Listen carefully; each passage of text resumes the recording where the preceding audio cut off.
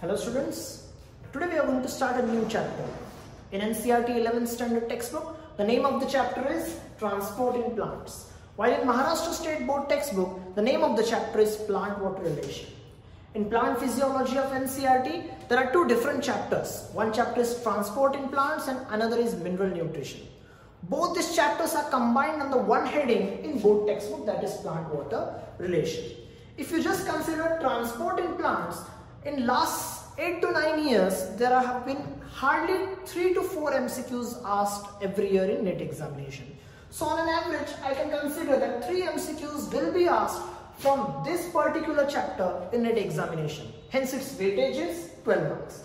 If you consider AIIMS examination, hardly 1 or 2 MCQ comes from this part. So maximum weightage in AIIMS examination is 2 MCQ. So coming back to the heading of the chapter, Transport in Plants. Do plants transport? Yes, plants do transportation of their food material, water, minerals internally.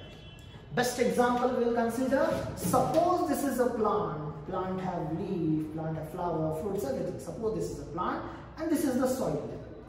We know the main process of plant is photosynthesis, and we know the raw material for photosynthesis is carbon dioxide and water. Through stomatal opening, carbon dioxide will enter in the plant, but water is present in the soil. So all this game starts from these roots. Water enter through roots and it will pass to the leaf to perform photosynthesis. You can see water is being transported. So transportation system starts here. But the game is not only of transportation of water. Here various other things also get transported. If you consider animals, if you consider human beings, we have a particular system which is working for transportation, that is circulatory system with the help of respiratory system. Our circulatory system, heart pumps. During pumping, our blood is transporting all food materials, oxygen to each and every part of our cell, each and every part of our body, to each and every cell. And it also brings back the metabolic waste, carbon dioxide from the cell and bring back to heart and lungs. Means we are having a particular transportation system. But plants do not have any transportation system like we humans have, that is, it do not have a particular circulatory system. Hence, it has to depend on a main compound called as water for all its transportation. So the main hero of this movie is water, because water helps in each and every transportation. In this chapter, we are going to discuss the different mechanisms how transportation takes place. We are going to study diffusion, we are going to study osmosis, we are going to study imbibition and various other factors. All are very interesting. Many students feel that plant physiology is difficult. But plant physiology is most interesting part of biology if you study well. It's very interesting chapter. We are going to study different new concepts here. So here I can say water is a main compound which will help in transportation. In further concepts, we are going to discuss all the transportation. But one question mark may be arising. Which kind of transportation? See, for photosynthesis, water transports from root to leaf. Photosynthesis takes place. Food formation takes place. After formation of food, food have to be distributed to each and every part through phloem. There also water works. In some chapters like photosynthesis, respirations, we have studied various reactions. And while studying that reactions, we have studied cofactor magnesium, zinc, cobalt. Means in plants there are various micro elements required. Plants require various minerals which are present in the soil. All that minerals, all that elements are getting dissolved in the water, or with the help of water they are entering in the plant. Means plant depends upon water for its transportation of different minerals, different nutrients or different kind of elements. That each part we are going to study in detail in further parts. But before going in further concept, in introduction we have to discuss which type of water is present in soil and which type of water is available for plants. Now you will say which type of water? Yes, there are various types of water in the soil and only one type of water is available for plants to perform this oil transportation and various metabolic reactions. We will discuss about that. Which water? See, in soil, the most common part of water present is called as gravitational water. What is gravitational water? Gravitational water. See, after rainfall, whatever water falls on the soil, all that water, suppose this is soil level, whatever water will fall on soil, all that water will percolate down to the water bodies due to gravitational force. Due to gravitational force, whatever water falls on the surface of soil, it will percolate down. And the water bodies are present, means water tubes are present very down. They are present more than 150 feet, 200 feet, 300 feet. But the plant roots cannot reach up to that depth. Means suppose this is a big banyan tree, its roots are also hardly 60, 70 feet down. It cannot go beyond that reach. Hence, this gravitational water which percolates down the ground due to gravitational force, the root of plants cannot reach there.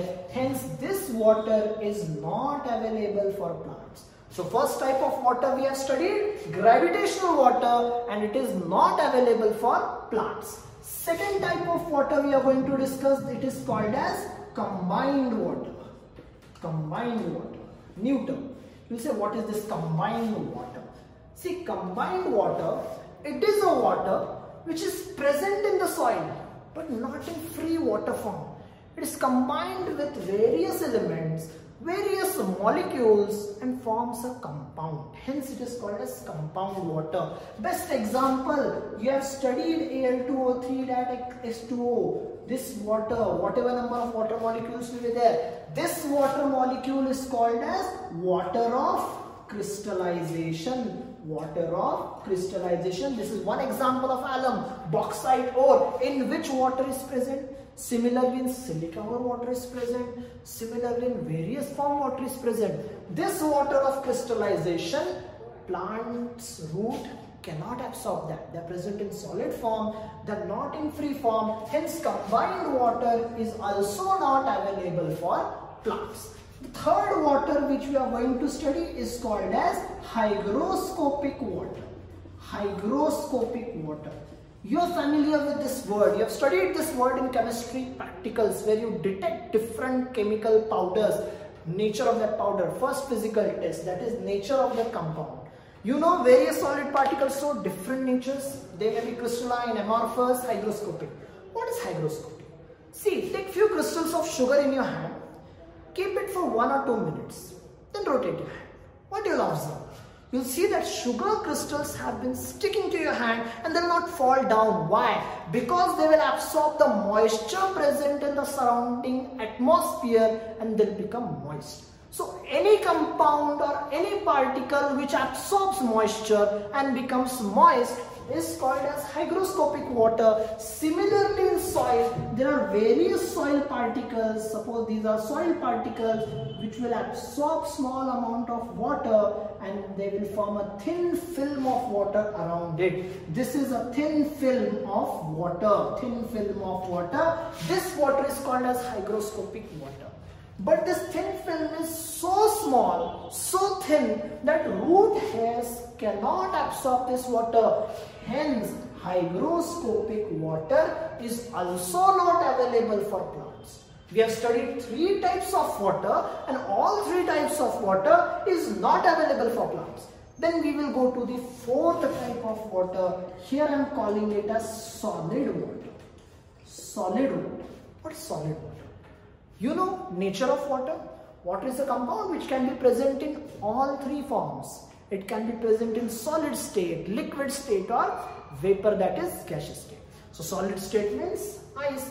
Water in the form of ice. There are some exceptions. There are some plants which grow in ice, but this ice is solid. Root cannot absorb water from ice. If you see various plants which are growing in Himalayan region, Antarctica region, maximum plants, I can say 99% of plant cannot absorb this water.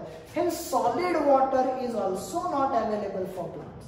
Exactly opposite to this solid water, there is a vapor water which is called as gaseous water.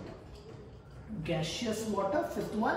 This type of water is found in deserts and sands, where the temperature is above 45-50 degree. The whatever small amount of water present in that sand, it will evaporate very fast. While evaporating in the sand particle, that water is present in the vapor form, and that vapors will be not available for plants. So 5 types of water in the soil we have studied, and all of them are meaningless for plants. Plants cannot utilize that. I'm coming back to a main part of water, 6th one. It is called as capillary water. Capillary water. This is the main water which is available for plant. Then what is this capillary water? Let's see that. See, in soil particles, suppose these are few soil particles. These are soil particles. While the soil particles are arranged, you can see the space between these two particles. I'm shading that space. This space is filled with water. This space is called as capillary.